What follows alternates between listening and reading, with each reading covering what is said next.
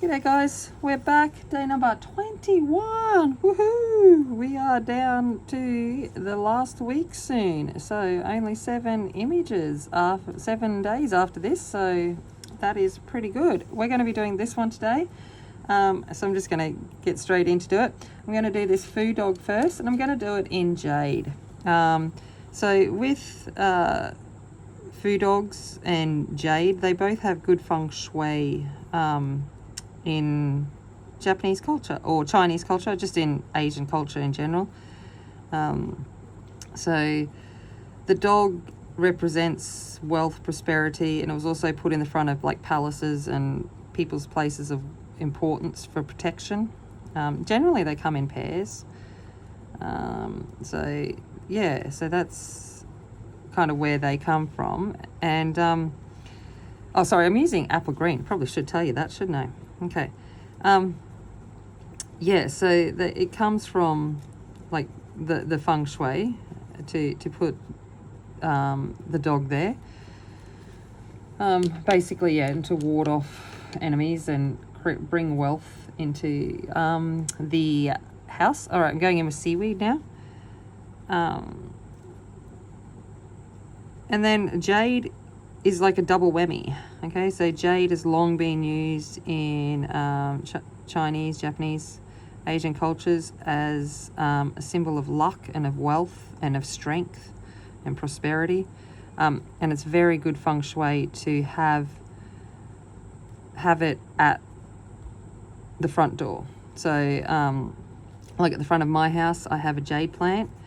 Now, traditionally, you can't buy the jade plant and put it there yourself. You have to be given the jade plant to put at your front door.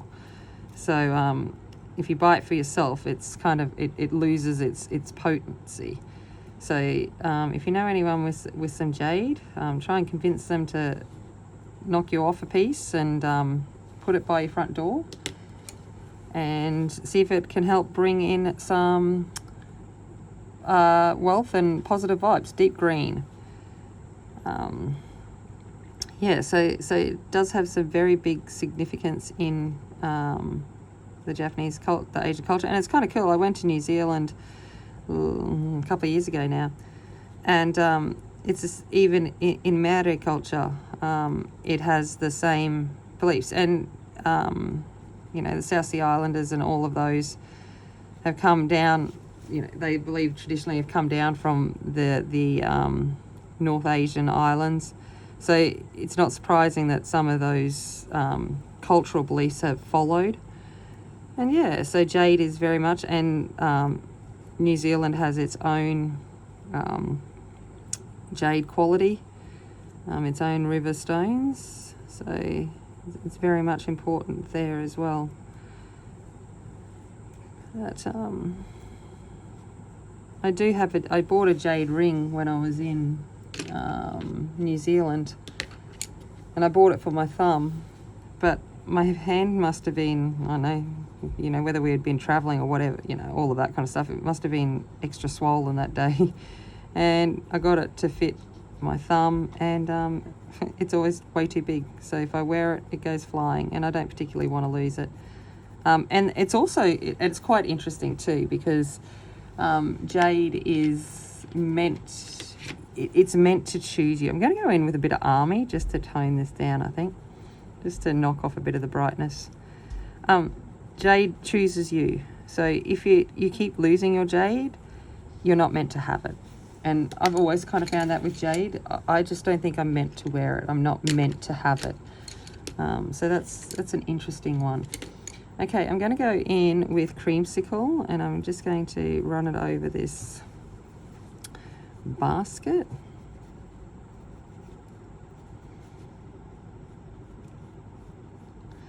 Yeah, so every time I've bought jade jewelry, it either breaks or I lose it. So yeah, it's just I think it's just one of those things, just like the thumb was not meant to be.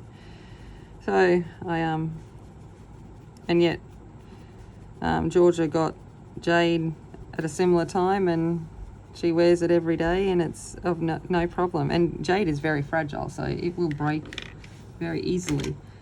And yeah, she can manage too. keep hers. I'm going in with clay. She's managed to keep her jade for a couple of years, which is fantastic. I'm just not meant to have it. So it's kind of interesting, the different cultural things we attach to different items. I like that. And I like hearing about it. I like hearing, you know, how different places have the same item, but they have different beliefs and things attached to them. And then you can be in completely different parts of the world and they will have the same one. And you're like, well, you know, it's definitely been, it shows people have been around and all that. I'm going to go in with rust.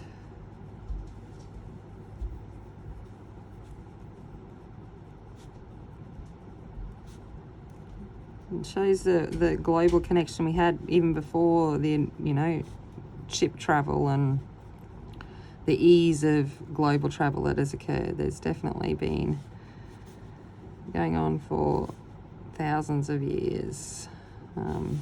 When you look at our Indigenous culture here in Australia, it's getting longer and longer each time. I think they now found evidence that we're up to 65,000, 80,000 years of Indigenous culture, Aboriginal and Torres Strait Islander culture within Australia.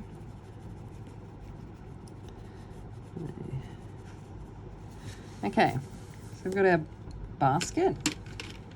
Now we're going to go in and we are going to do these. I'm going to make them yuzus. So yuzu is basically like it's a Japanese citrus. It's kind of a lemon orange. So we're going to go in. So this is yellow.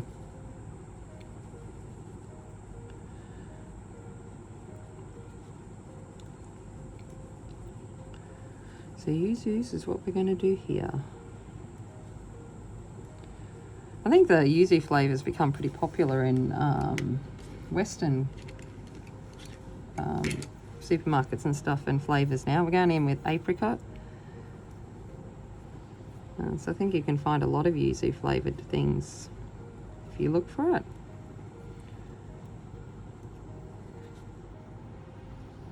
I like lemon, so I don't mind yuzu. It's just a tiny bit sweeter than a lemon.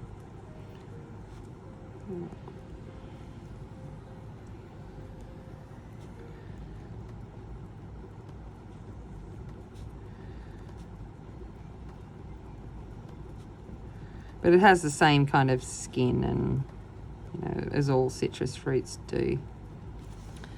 All right, now I'm going to go in with dark yellow.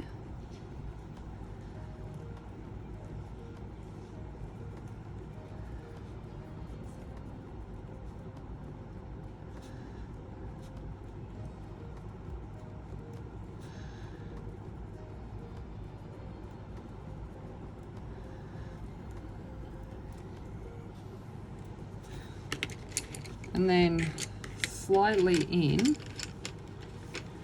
with some light ochre just down here, just to bring a little bit of that shading in.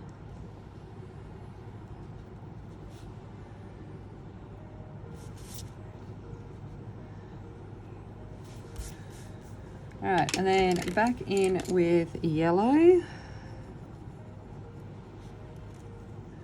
And over the top we go.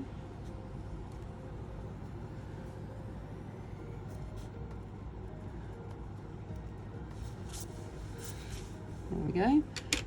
Now I've got to decide what I'm going to do on the mat at the back.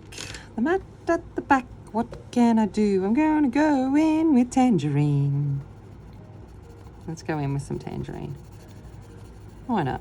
It's a good safe colour to begin with.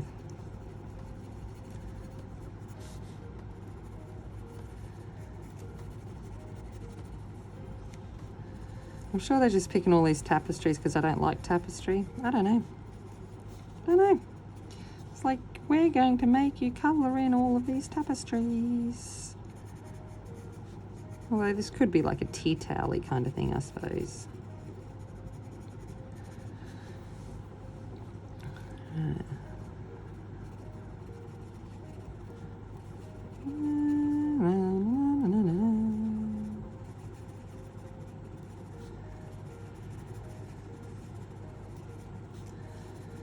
So now I'm just colouring over this so that it all has the same colour. Colouring. Kind of feels quite funny coming in with something tangerine when I've just coloured yuzu. Alright. Now I'm going to come in. What do I want to come in with? Let's come in with some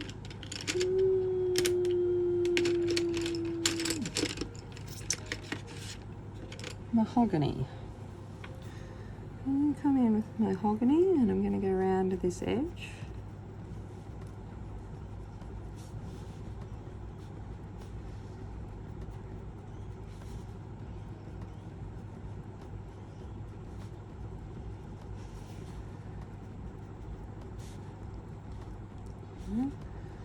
I'm going to start just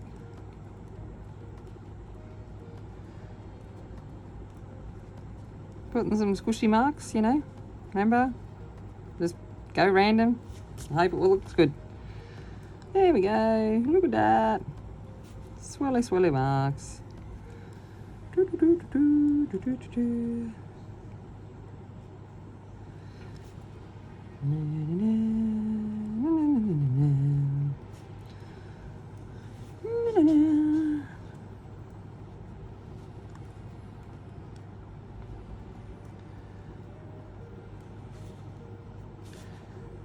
Okay, so we got that. I think we might come in with a bit of deep green. Add a bit of green through there. Okay.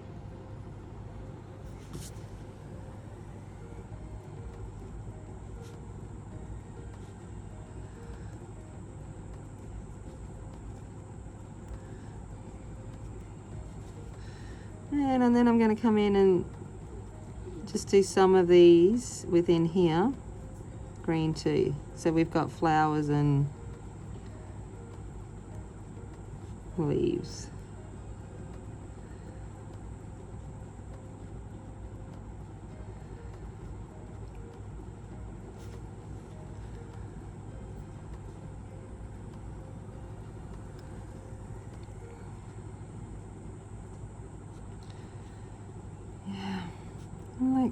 I don't think there's any more tapestries after this. I think I'm done, which is good. Or maybe. I don't know. I'm just not into patterns. It's not my thing. I like simple.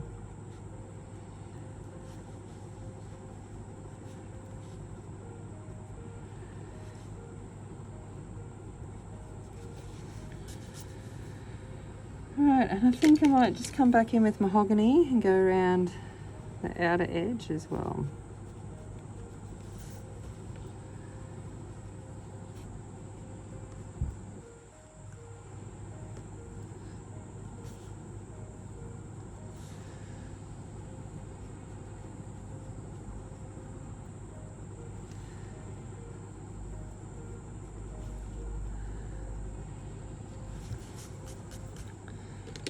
And then just going to come in with the tangerine, just go over it all. I like going over it all because it kind of mushes it all together, you know, that technical term. Let's mush it all together. Because I want your eye to just to imagine the detail. I don't want it to actually be looking at the detail trying to find out what it is. It's just going to look at it and go, oh, I think it is meant to be flowers and leaves. And that's kind of what I wanted to see without actually seeing it. Okay. Now, just going to come in and put a couple little shiny bits on my yuzus. And I think that is it. And we're done. That is day number 21. What What are we? 3/4 of the way through. 1 week to go. Whoop, whoop, whoop, whoop. Okay. Tomorrow is this little one. So, I shall see you then. Bye. As always, remember, be kind, be strong, be a warrior.